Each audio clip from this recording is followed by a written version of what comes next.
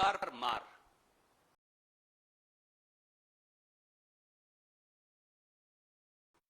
नशे की भरमार और देश के भविष्य की सुपारी ले रही मोदी सरकार,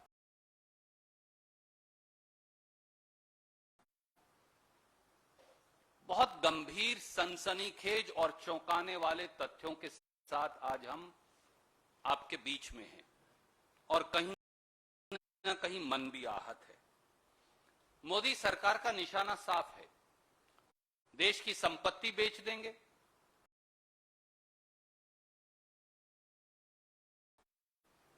दुकानदारों और छोटे उद्योगों का धंधा चौपट कर देंगे, जो बचा उसे चंद कंपनियों को दे देंगे और देश के युवा को नशे की लत में धकेल देंगे। अब इन दो सनसनी खुलासों ने साफ कर दिया है कि मोदी सरकार ने देश के भविष्य को बेचने की सुपारी ले रखी है। यही है इनका खाएंगे, खिलाएंगे और सबको लुटवाएंगे मॉडल। मैं सीधा उन दोनों पहलुओं की आपसे चर्चा करूंगा। अमेजन ई कॉमर्स कंपनी द्वारा 8,546 करोड़ रुपए की रिश्वत क्यों और किसे दी गई?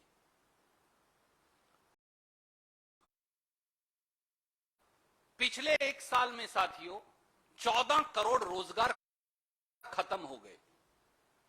दुकानदार, छोटा उद्योग, एमएसएमई, युवा, सबका धंधा चौपट है। अब इस सनसनीखेज खुलासे से साफ हो गया है कि करोड़ों दुकानदारों, उद्योगों, एमएसएमईज और युवाओं की नौकरी कौन खा गया। अब चौंकाने वाले तथ्य सामने आए कि विदेशी ई कॉमर्स कंपनी अमेजन ने पिछले 2 साल में भारत में कानूनी फीस के नाम पर 8,546 करोड़ रुपए का भुगतान किया, 8,500 करोड़ का भुगतान किया। देश के कानून मंत्रालय का बजट 1,100 करोड़ रुपया और अमेजन ई कॉमर्स कंपनी ने कानूनी फीस का भुगतान किया 8,546 करोड़ रुपया।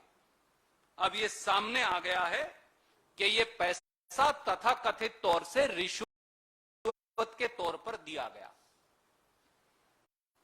सवाल सीधे हैं। पहला सवाल, अमेजन द्वारा 8,546 करोड़ रुपए की रिश्वत भारत में किस अधिकारी और किस सफेदपोश राजनेता को दी गई?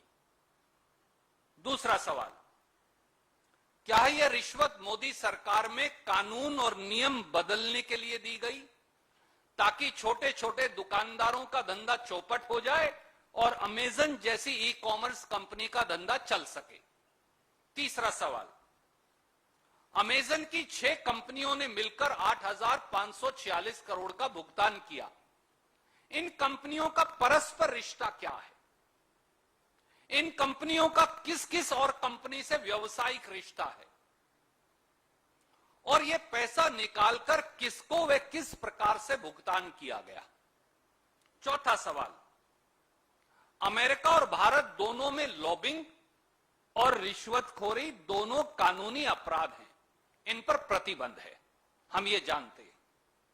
तो फिर मोदी सरकार की नाक के नीचे 8,546 करोड़ रुपए की तथाकथित रिश्वत कैसे दे दी गई? पांचवां सवाल, क्या एक विदेशी ई कॉमर्स कंपनी द्वारा दी जाने वाली तथाकथित तौर से रिश्वत की इतनी बड़ी रकम अपने आप में राष्ट्रीय सुरक्षा से खिलवाड़ और समझौता नहीं? Can they compromise our system like this? छठा सवाल, प्रधानमंत्री नरेंद्र मोदी जी चुप क्यों हैं? क्या वो अमेरिका के राष्ट्रपति से आज ये कहेंगे, क्योंकि वहां पर भी यह अपराध है, कि अमेरिका की कंपनी अमेजन से के खिलाफ आपराधिक कार्रवाई अमेरिका की सरकार भी करे। और सातवां और आखिरी सवाल, क्या देश में इस सनसनीखेज और तथाकथित रिश्वत घोटाले की जांच सुप्रीम कोर्ट के सिटिंग जज से नहीं करवाई जानी चाहिए? क्योंकि बिल्ली को दूध की रखवाली नहीं बिठाया जा सकता। यह पैसा तो भारत सरकार में राजनीतिक सफेदपोशों और अधिकारियों को मिला, वही जांच कैसे करेंगे? और साथियों, अब मैं इससे भी बड़े दूसरी पहलू पर आपका ध्यान आकर्षित करूंगा। दुनिया का, देश का नहीं, दुनिया का सबसे बड़ा हेरोइन ड्रग्स घोटाला सामने आया है। 1,75,000 करोड़ रुपया, चौंकिए मत, 1,75,000 करोड़ रुपए के 25,000 किलो हेरोइन ड्रग्स कहां गए? 25,000 kilo. I am again repeating with a sense of responsibility. दोस्तों, हम सब ने देखा कि हाल में ही अडानी मुद्रा पोर्ट पर 3,000 किलो हेरोइन ड्रग्स, जिसकी कीमत 21,000 करोड़ रुपया आंकी गई, वो पकड़े गए। पर जो पकड़े नहीं गए वो क्या है? आज के समाचार पत्रों के मुताबिक अदानी मुद्रा पोर्ट गुजरात पर जून 2021 में भी इसी प्रकार 25 टन यानी 25,000 kilo heroin drugs semi cut telecom powder blocks के नाम से आए थे। वो भी आंध्र प्रदेश की उसी कंपनी के नाम से आए जिसने 3,000 किलो हेरोइन ड्रग्स भी अडानी मुद्रा पोर्ट से सेमी कट टेलीकॉम पाउडर के नाम से मंगाए थे। कंपनी भी वही है। इन 25,000 किलो हेरोइन ड्रग्स की कीमत 1,75,000 करोड़ रुपया है।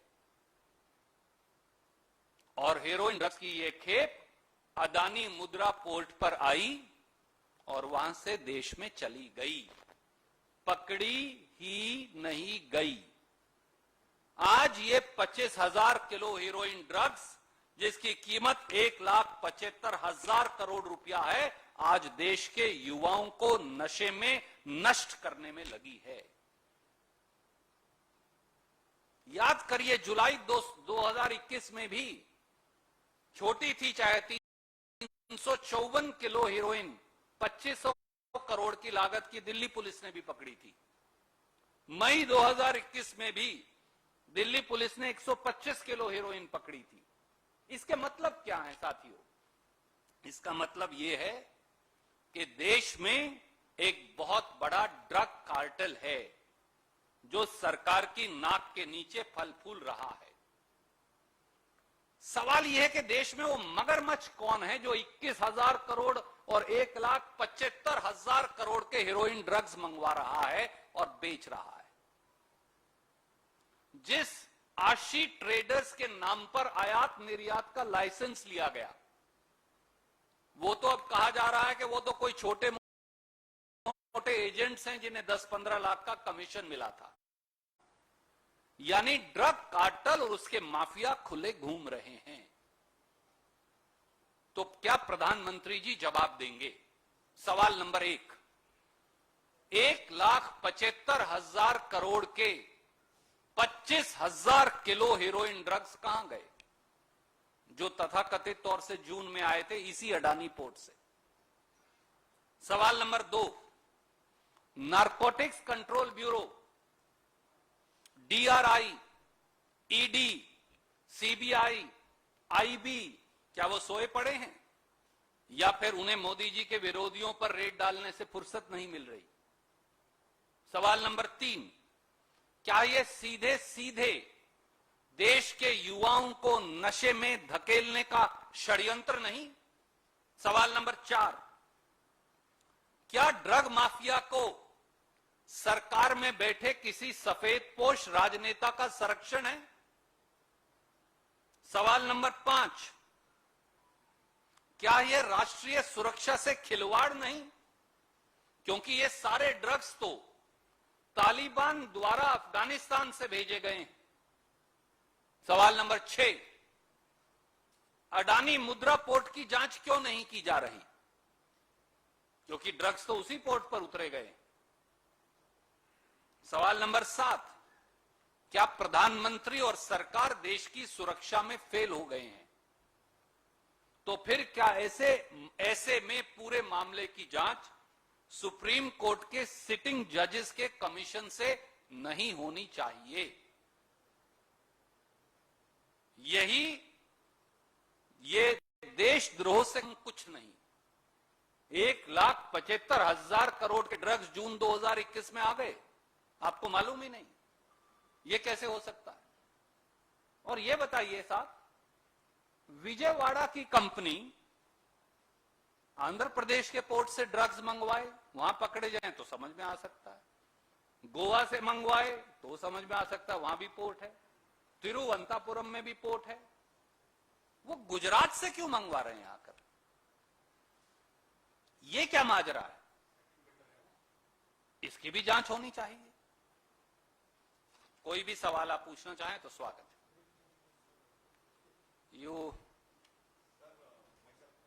Can I, 1 second, you want me to say it in English? I think you can ask a question and I'll be happy to answer it. Is it okay?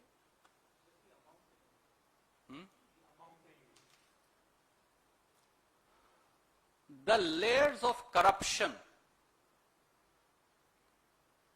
the unpardonable conspiracy of pushing India's youth into a cycle of drugs, the loss of crores of jobs,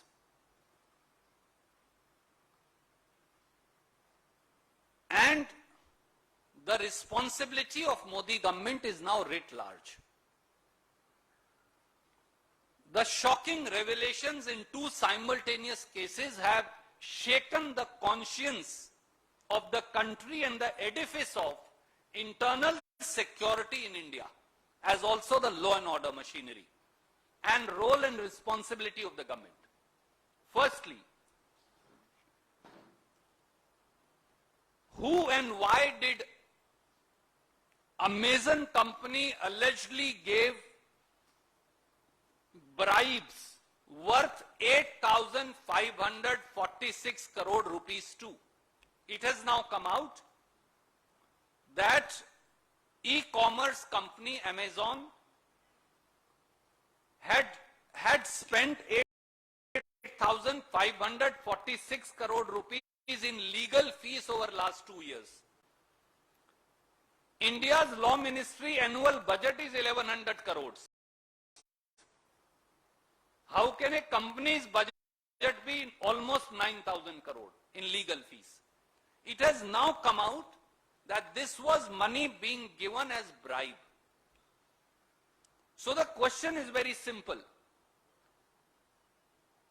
The so-called alleged bribery of rupees 8,546 crore rupee was being given to who in Modi government? Who received this money? Was this money given to annihilate the trade and business of crores of small shopkeepers, small MSMEs and traders, so that companies like e-commerce company like Amazon could take away their businesses and livelihood? 6 companies of Amazon have paid this 8,546 crore rupees of alleged bribes. What is their interrelationship? Who did they trade with? What is their business relationship with many other companies? And how and why was this bribe being given? Will Prime Minister of India raise and demand from his US counterpart that criminal action be initiated in United States for alleged bribery against Amazon? Will Prime Minister of India answer that is this not a serious breach of national security? And considering that government has totally failed, should this matter not be investigated by a sitting judge of the Supreme Court of India? And the second scandal is even more scathing.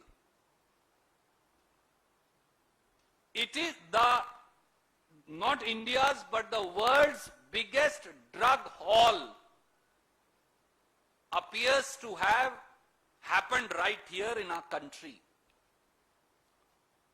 25,000 kgs of heroin drugs worth 1,75,000 crores have been thrown allegedly into the Indian market to tarnish the future of India's youth. We also as to how 3,000 kgs of heroin valued at 21,000 crore was caught from Adani Mudra port in Gujarat. But the same company, citing the same product, has imported 25 tons or 25,000 kgs of the same type of drugs in June 2021 from Adani Mudra port, Gujarat. The value of these drugs is 1,75,000 crore. The biggest ever in the history of the world, perhaps.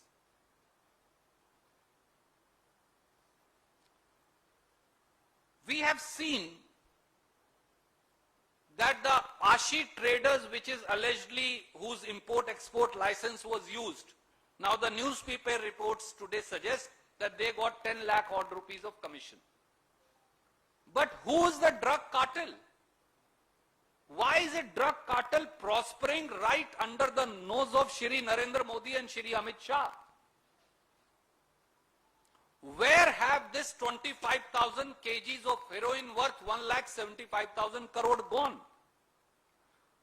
Which politician in the country is giving protection to this drug mafia? Is this not pushing India's youth into the menace of drugs? Where are those drugs now? And is it not a breach of national security for these drugs came from and are connected to Taliban and Afghanistan? Why has Adani Mudra port not been investigated? And considering that Narcotics Control Bureau, DRI, ED, CBI, IB, Home Ministry, everybody was sleeping. How can the drugs then come in such large quantities? And should this matter now not be investigated by a special commission of sitting judges of the Supreme Court of India and a special SIT being put at their disposal? These are the questions. Thank you. You were asking, so we'll go with you first. No, please have a seat. No.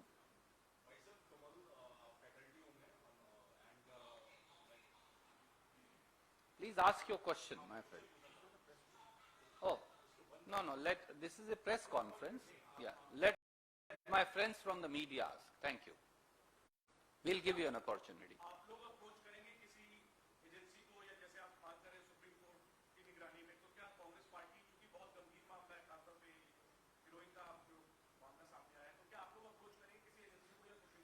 आदरणीय मित्र, ये दोनों मामले बहुत गंभीर हैं। एक विदेशी e commerce company तथाकथित तौर से 8,546 करोड़ की रिश्वत भारत सरकार को दे दे। स्वाभाविक तौर से ये आपको तो या मुझे तो नहीं दी गई, या किसी क्लर्क या चपड़ासी को भी नहीं दी गई। 9,000 करोड़ रुपया तो जो दिल्ली में सबसे ऊंचे ओहदे पर बैठे लोग हैं उन्होंने लिया होगा, और 1,75,000 करोड़ के ड्रग्स आ जाएं एक प्राइवेट पोर्ट से, अडानी मुद्रा पोर्ट गुजरात से, तो सरकार कहां है? ऐसा लगता है यहां तो बाढ़ ही खेत को खा रही है, और बिल्ली दूध की रखवाली नहीं, बिल्ली ने तो दूध पी लिया। तो न्याय कौन करेगा? और माफ कीजिए, कांग्रेस बनाम भाजपा नहीं, ये इस देश के युवाओं के भविष्य का सवाल है, इस देश के करोड़ों दुकानदारों के धंधे का सवाल है। अगर वो सब चौपट हो जाएगा तो फिर देश कैसे बचेगा? और अगर रक्षक भक्षक बन जाएंगे, देश चलाने वालों की नाक के नीचे या कहीं ना कहीं प्रत्यक्ष या परोक्ष संरक्षण में ऐसी ताकतें जो भारत विरोधी हैं वो फलती फूलती रहेंगी, तो क्या सत्ता में बैठे सत्ताधीश देशद्रोह के आरोपी नहीं? सवाल ये है। आप लोग अप्रोच करेंगे सर? सवाल ये था कि क्या कांग्रेस की तरफ से एजेंसीज को या सुप्रीम कोर्ट को अप्रोच किया जाएगा दोनों मामलों की? मित्र, एजेंसियां जब सोई पड़ी हैं और उनकी नाक के नीचे ये सब हो रहा है। एंटी करप्शन ब्यूरो क्या कर रहा था जब 8,600 करोड़ रुपए की तथाकथित रिश्वत दी जा रही थी? आईबी और सीआईडी, ईडी, डीआरआई वो क्या कर रहे थे जब ये सारी रिश्वत दी जा रही थी? 1,75,000 करोड़ की हीरोइन देश में आ रही थी, 25,000 किलो सेमीकट टेलीकॉम पाउडर के नाम पर।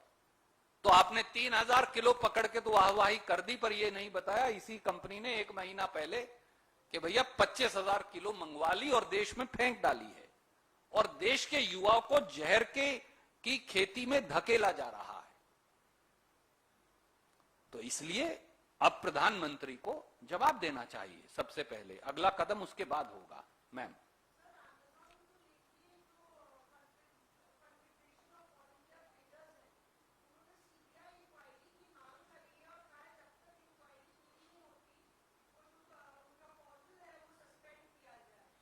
देखिए, कॉन्फेडरेशन ऑफ ट्रेडर्स जो हैं छोटे छोटे दुकानदारों के नुमाइंदे हैं, और उनके अलावा कई और छोटे छोटी दुकानदारों की संस्थाएं हैं।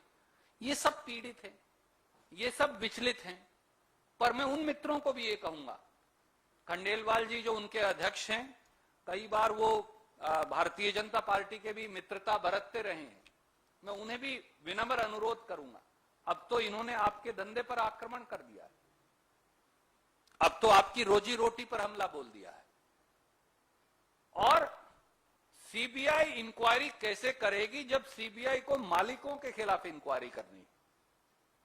सीबीआई अपराधियों के खिलाफ तो इंक्वायरी कर सकती है, पर सीबीआई अपने मालिकों के खिलाफ इंक्वायरी कैसे करेगी? क्योंकि रिश्वत का पैसा अपराधियों ने नहीं लिया, रिश्वत का पैसा तो सरकार में बैठे लोगों ने लिया। इतनी बड़ी रकम 8,546 करोड़ की, आप समझ सकती हैं एक जिम्मेवार पत्रकार के तौर पर, यह किसी क्लर्क या बाबू ने नहीं ली होगी, ये तो सत्ताधारी सफेद पोशों और आला अधिकारियों के पास पैसा गया है। इसलिए उनकी जांच सीबीआई कैसे करेगी? मेरा यह मानना है। Any other question?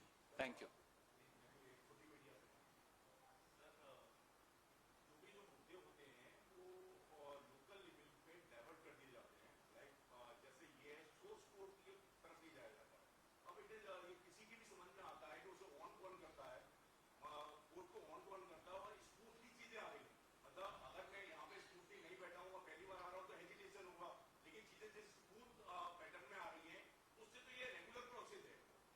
आदरणीय मित्र, ये देश के हर नागरिक को सोचना पड़ेगा, ये राजनीतिक दलों का विषय नहीं।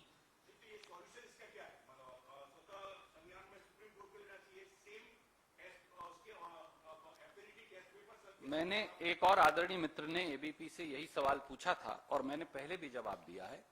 सबसे पहले प्रधानमंत्री को इन दोनों मुद्दों पर आकर वक्तव्य देना चाहिए, पूरी क्लैरिफिकेशन तथ्य देश के समक्ष रखने चाहिए, क्योंकि ये मुद्दा देश की सुरक्षा से जुड़ा है। जो व्यक्ति इन दोनों मुद्दों से जुड़ा है वो देशद्रोह का दोषी है, और इसीलिए जवाब प्रधानमंत्री को देश को देना होगा।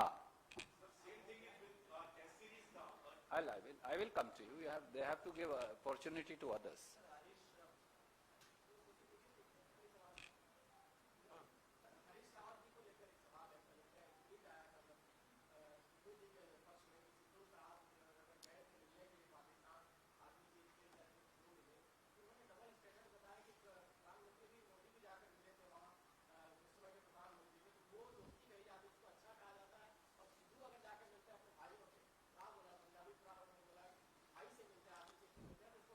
आदरणीय मित्र, जानबूझकर मीडिया के कुछ साथी सरकार के दबाव में इस मामले को तोड़ मरोड़ रहे हैं। आप मुझे बताइए, उनकी भावना समझिए। उन्होंने उदाहरण देकर यह कहा था कि अगर अमित शाह जी और मोदी जी बदमाश आईएसआई को, जो देश में उग्रवाद फैलाता है, उसे मेहमान के तौर पर पठानकोट एयरबेस की जांच के लिए बुलाएं, जो उग्रवादी हमला उन्होंने खुद करवाया वो तो ठीक, और बाकी सब गलत। अगर मोदी जी बिन बुलाए मेहमान के तौर पर दावत खाने पाकिस्तान चले जाएं तो वो तो ठीक, वो तो डिप्लोमेसी, और बाकी सब गलत। अगर मोदी जी साड़ी शाल डिप्लोमेसी करें तो वो तो ठीक, और बाकी सब गलत। मोदी जी की मौजूदगी में उनके अलाइस जम्मू कश्मीर में शांति प्रिय चुनाव का धन्यवाद करें पाकिस्तान को, बजाय हिंदुस्तान की सेना को और जम्मू कश्मीर के नागरिकों को, तो वो तो ठीक, और बाकी सब गलत। अगर मोदी जी की सांझी भाजपा की सरकार जम्मू कश्मीर में आसिफा अंदराबी को, जो मौलाना मसूद अजहर जैसे उग्रवादी के साथ एंटी इंडिया प्रचार पाकिस्तान जाकर करती है, उसे अपनी जम्मू कश्मीर की सरकार का चेहरा बना लें बेटी बचाओ का, तो मोदी जी तो ठीक, बाकी सब गलत। अगर भारतीय जनता पार्टी और उनकी सरकार कुख्यात उग्रवादी मौलाना मसूद अजहर और जरगर को, तालिबान को कांधार जाकर छोड़कर आए से सम्मान, तो भाजपा सरकार तो सही और बाकी सब गलत। तो इतना भी दोहरा मापदंड ना हो, उनकी भावना केवल ये थी। धन्यवाद।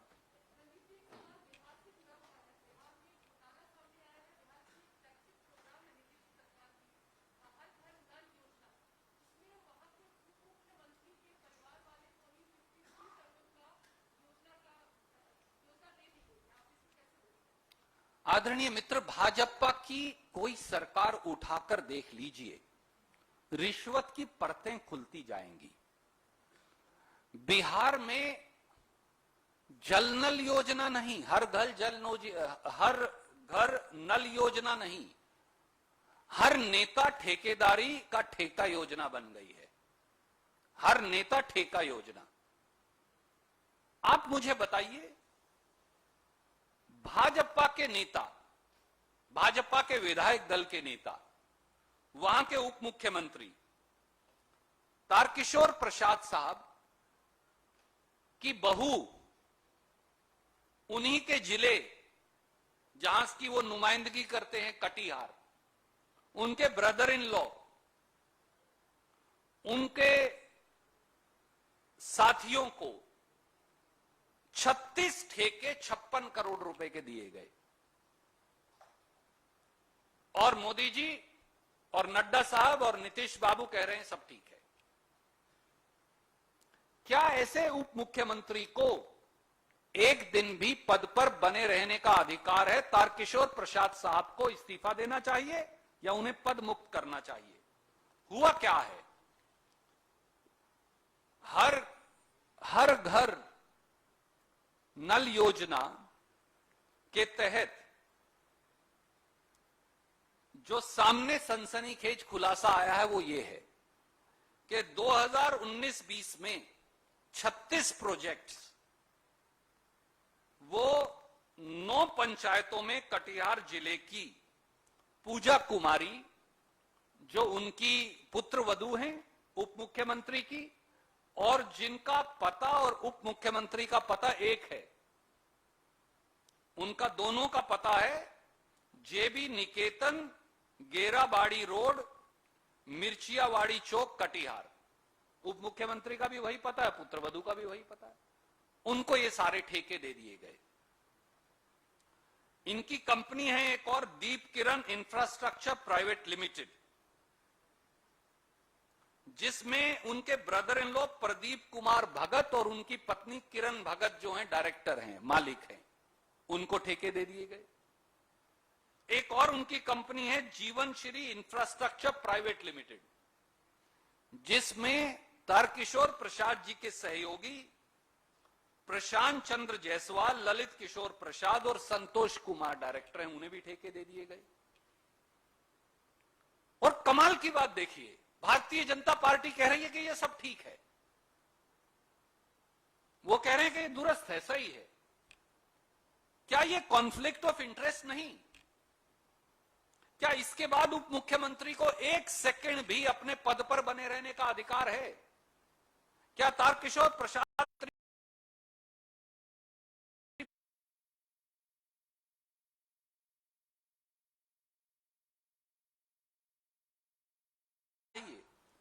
क्या नीतीश कुमार जी को सांप क्यों सूंघ गया है? वो क्यों मुंह पर पट्टी लगाए बैठे हैं? क्या उन्हें कार्रवाई नहीं करनी चाहिए?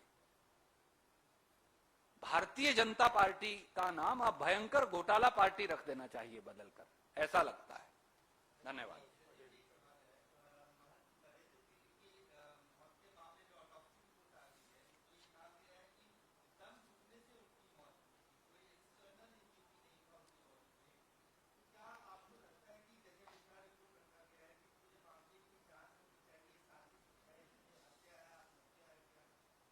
आदरणीय मित्र, अखाड़ा परिषद सबसे सम्मानित हमारे हिंदू धर्म के संतों महंतों की संस्था है। 14 अलग अलग अखाड़े इस अखाड़ा परिषद के तत्वाधान में आते हैं। महंत नरेंद्र गिरि जी, उनका अपना एक विशेष स्थान और सम्मान रहा है। जिस तरह से रहस्यमय परिस्थिति में महंत जी की मृत्यु हुई, यह अपने आप में इसमें से एक षड्यंत्र की बू आती है। यह मैं नहीं कह रहा, महंत धर्मदास, जिनका सब सम्मान करते हैं, उन्होंने आज सुबह यह कहा कि यह आत्महत्या नहीं, हत्या है। यह मैं नहीं कह रहा। वेदांती जी, जो भारतीय जनता पार्टी के भी सांसद रहे हैं, उन्होंने ये कहा कि ये आत्महत्या नहीं, हत्या है। क्या भारतीय जनता पार्टी की सरकार और एक ऐसा व्यक्ति जो भगवा पहनने का ढोंग रचता है, आदित्यनाथ जी, उनके चलते उत्तर प्रदेश के सारे संत और महंत, हमारे सम्मानित साधु अपने आप को असुरक्षित महसूस नहीं कर रहे? क्या यह हत्या है या आत्महत्या, इस षड्यंत्र की जांच नहीं होनी चाहिए? क्या वो सुइसाइड नोट जिसमें कई जगह लिखा और मिटाया गया है और उसमें कई तथ्य चौंकाने वाले और सनसनीखेज हैं, ये पूरा मामला पर्दा डाल देना चाहिए जैसे आदित्यनाथ जी कर रहे हैं, या इसकी जांच होनी चाहिए? और क्या मुख्यमंत्री आदित्यनाथ जी बताएंगे कि महंत जी ने आदित्यनाथ सरकार से और अखाड़े परिषद की ओर से कोई पत्राचार किया था? क्या किसी ने महंत जी की गाड़ी को टक्कर मारकर उन्हें शारीरिक तौर से नुकसान पहुंचाने का प्रयास किया था? क्या ये सारे तथ्य एक आदरणीय महंत और संत की मृत्यु को संदेह के घेरे में नहीं ला देती? और भारतीय जनता पार्टी की सरकार इस पूरे मामले पर पर्दा डालने के लिए विचलित क्यों है? अगर भगवा पहनने वाले साधु सुरक्षित नहीं, तो फिर आदित्यनाथ जी को सत्ता में बने रहने का अधिकार नहीं। ये कुछ बातें हैं जिनका जवाब मुख्यमंत्री और जेपी नड्डा साहब को, प्रधानमंत्री और अमित शाह जी को देना चाहिए।